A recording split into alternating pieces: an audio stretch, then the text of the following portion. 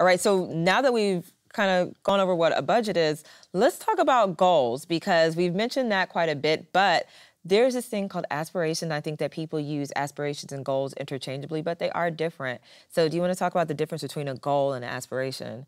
Sure. I think aspirations are more general. They're more vague, right? You can aspire to be a business owner, right? Or you can aspire to be debt-free, where goals are a lot more specific, a lot more measurable and timely. One way to think about it is aspirations are like your 100 level, your intro goal setting marks to hit.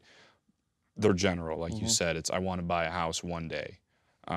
Goals take it that step further. They're like your 200 level course or your intermediate. You try to get specific. You attach a dollar sign or a deadline where you can. It's great if you can do both. Right. You have to do both. You have to put a deadline, and since we're talking about budgeting, you got to put a dollar sign on it. And so someone says, you know what, I never thought about that. I don't have any goals. What would you say that they do? What would you say they'd start at? I would start with, they have goals.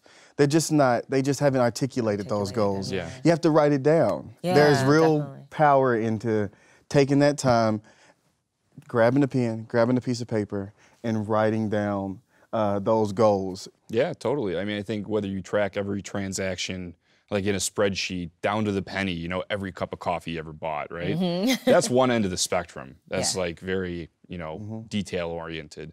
The other end of the spectrum is probably you check your bank account every few days to make sure you got enough money left, right? So everybody budgets, right? Everybody's on that spectrum already. I think that can help overcome some of the intimidation that I think gets associated with budgeting, is that everybody is doing it already with the choices that they're making with their money today. They work together, but the difference between them is that your goal is actually something that has a little more structure. You have an identified date, you have an identified amount that you're working towards. Instead of saying, I want to be debt-free, it is, I would like to pay off XYZ card by XYZ amount of time. And that's really important. Sometimes literally keep the goals at the forefront, right? Put it on the bathroom mirror, right? You got your smartphone, you're looking at it all day anyway. Yeah, definitely. What's your screensaver look like? Because it should look like your next vacation or whatever you're saving up for. Maybe it's a graduation cap you're saving for the kids' college.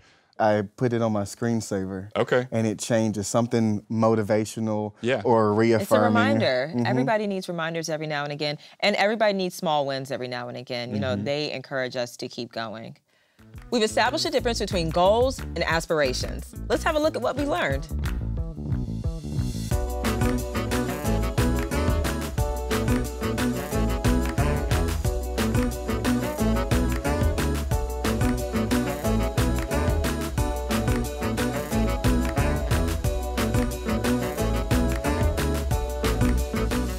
Make sure you check out all of our other courses where you'll find tools, support, and education.